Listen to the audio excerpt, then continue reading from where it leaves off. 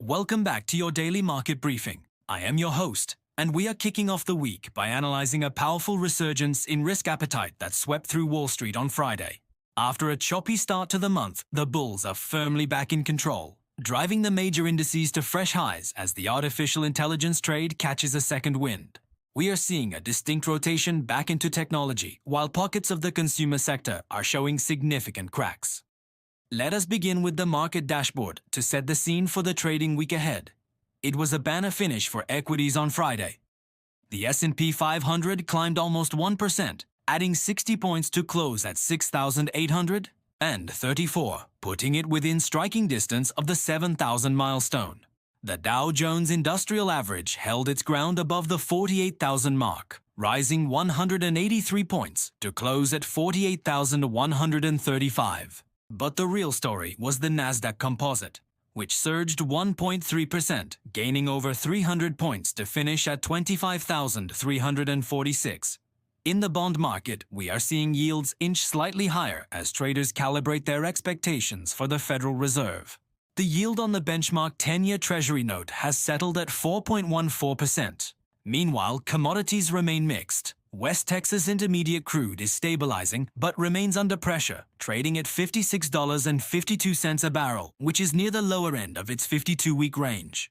Gold, on the other hand, continues to shine as a safe haven, holding steady at $4,354 an ounce. Now let us dive deep into the three stories that defined the price action over the last 24 hours of trading. First up is the resurgence of the tech giants, specifically the semiconductor and software names. Nvidia continues to defy gravity, rallying nearly 4% on Friday to close just above $180 per share. This move was fueled by reports that the administration is reviewing export controls, potentially opening the door for sales of advanced chips to previously restricted markets. The optimism spread to Oracle as well, which jumped over 6% following a deal involving TikTok's US operations. For investors, this is a clear signal that the AI infrastructure trade is far from dead. The market is willing to pay a premium for companies that can demonstrate tangible growth from artificial intelligence, even as valuations remain stretched.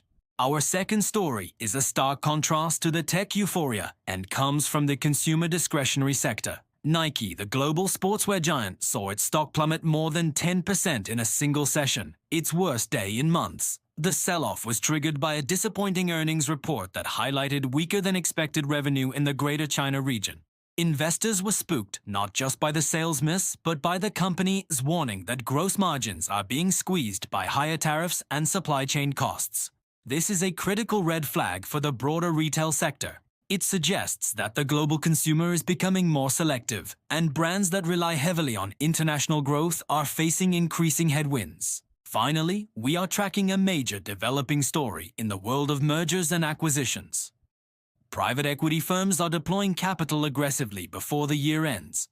In a massive deal announced late in the week, Clearwater Analytics agreed to be acquired by a group led by Permira and Warburg Pincus. The transaction is valued at approximately $8.4 billion.